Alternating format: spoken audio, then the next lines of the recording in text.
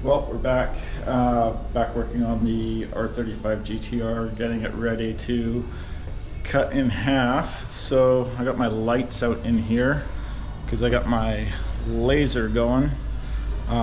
Just gonna mark out the first cut and then push the car back, keeping the laser where it is.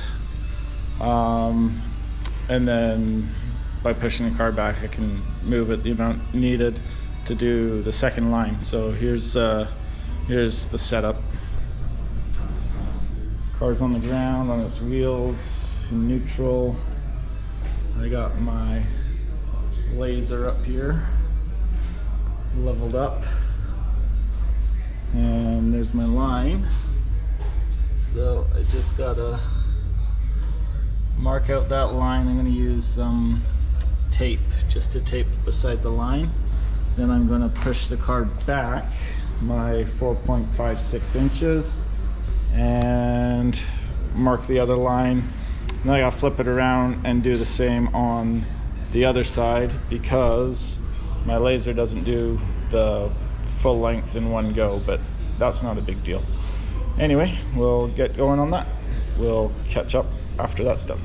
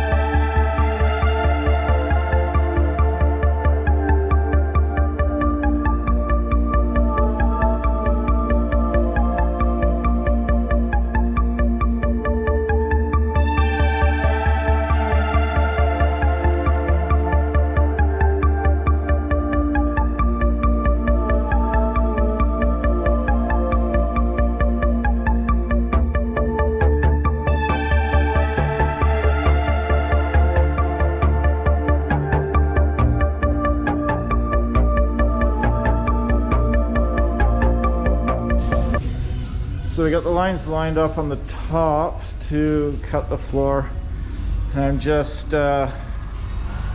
I'm just preparing underneath before I cut it because I won't be able to jack this up to get under here. So what I'm doing underneath, I'm just grinding away the underbody coating.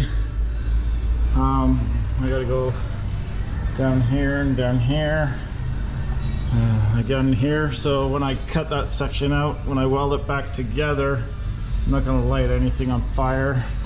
I've got this strapped out of the way, and I've got my fuel lines, they're all capped off, hanging down out of the way, so I won't cut into those. I've got my hoist set up so that I've shimmed my feet on my hoist, so when the car's on the ground, I can bring the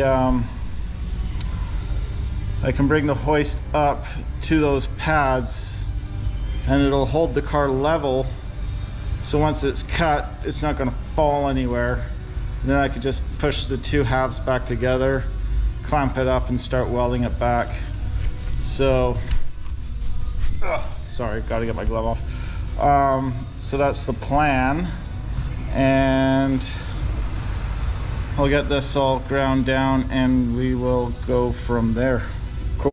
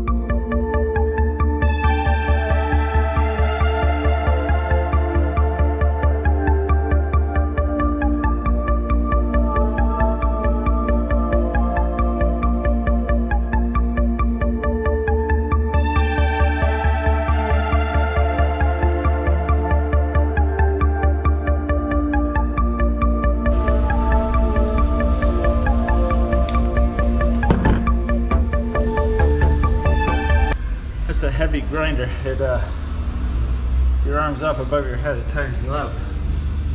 But halfway there. Got the other side to do now.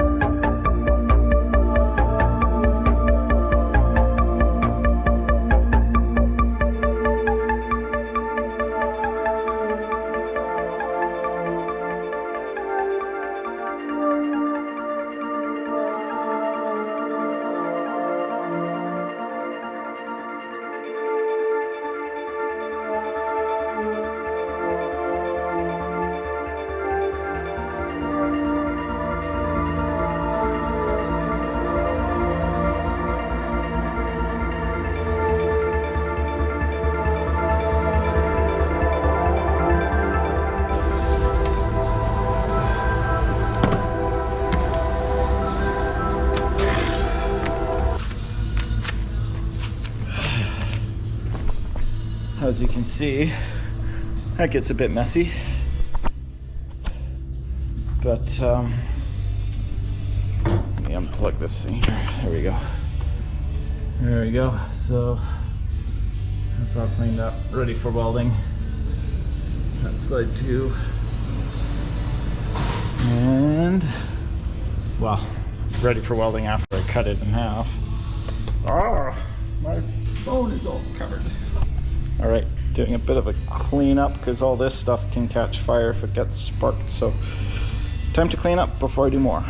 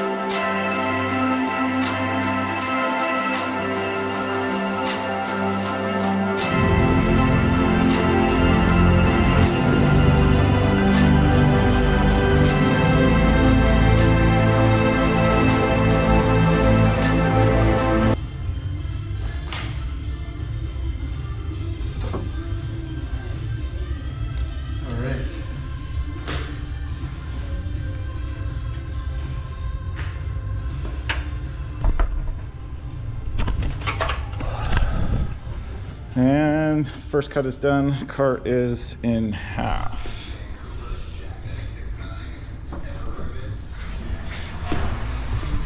The other side. Open up this gap. You can see See? Cut. First cut's done. Time for the second.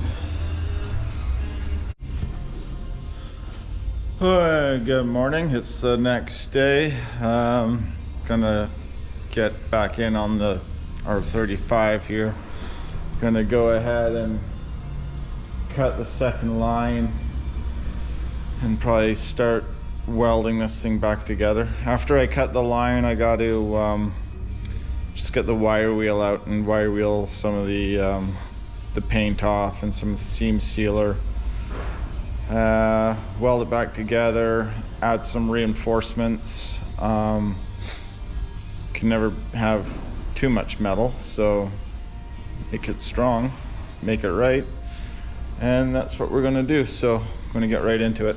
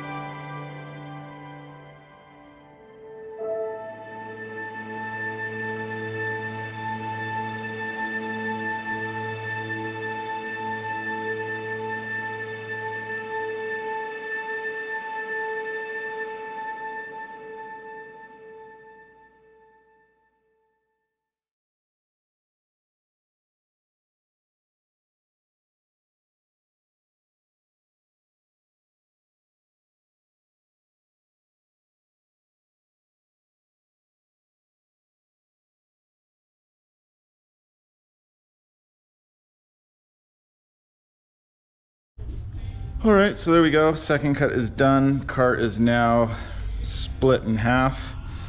Just got to do some cleaning up and then a bunch of welding. So here it is.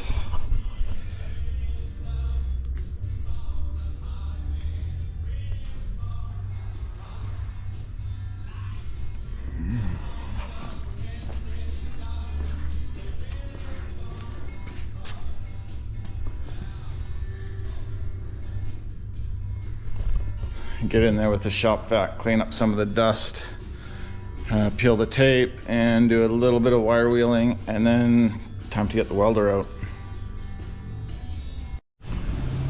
All right, so car's cut in half. I've prepped the areas for welding back together, and I've got a few stitch welds, just holding everything in place, and then I'm going to go ahead and just weld it up.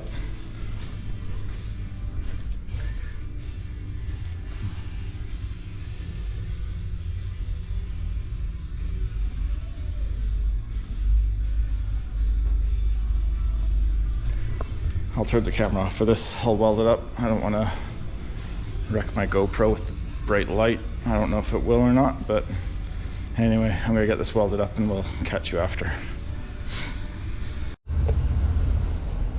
Alright, the camera was off as it overheated, but I overheated too, welding this thing back together.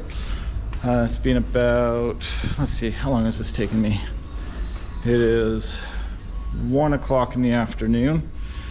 So I started at 8, I sectioned the other cut, brought the two halves together, welded it together, and now it's 1 o'clock and it's already welded. I welded both sides, so I welded all through the inside, then I put the car up in the air and I welded all that seam again on the underside so that the weld is fully penetrated through. And here's a quick look. Some spots were hard to do. This metal is like pretty darn thin on the GTRs, I guess, to save on weight. The rockers are thicker, and the box section frame rails are thicker. I'm going to add some plating to the frame rails just to make it stiffer, and then on the outer rocker, when I get in there and have to cut that off anyway to fit into the other shell, I'm going to add some more structure to the rocker. So here you go.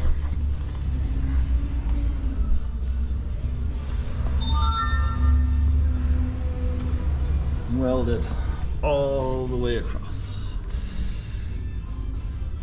Some sections had to be spliced and hammered down, but that's normal for this kind of stuff.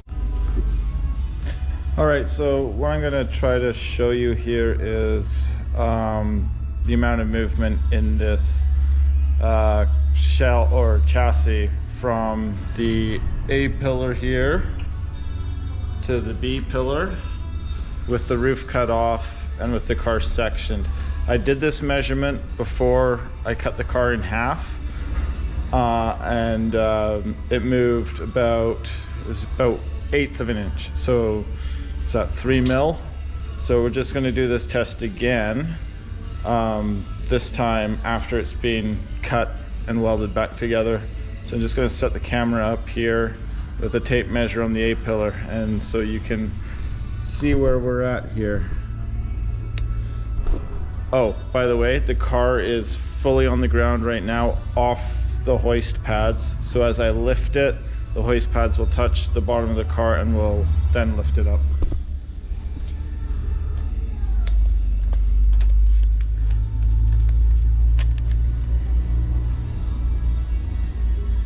Here we go, going up.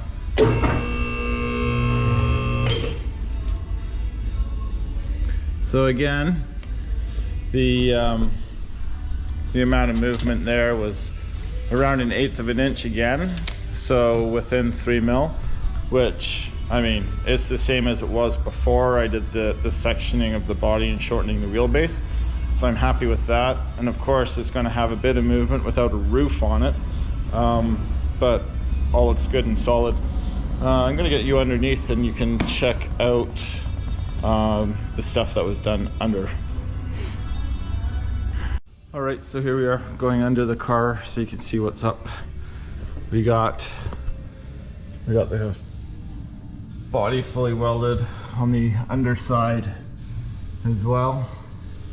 We got the epoxy primer on there.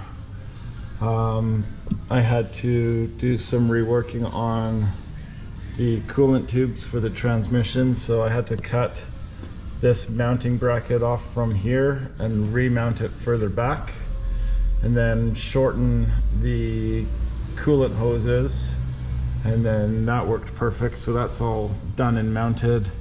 The shifter cable, it's all hooked up, but it looks like the bend is pretty tight, but inside the car this actually works totally fine. I'm gonna put a P-clip here to hold the cable out of the way. I don't need it flopping into the drive shaft and getting wrecked. And then just need to connect up these fuel lines and the brake lines.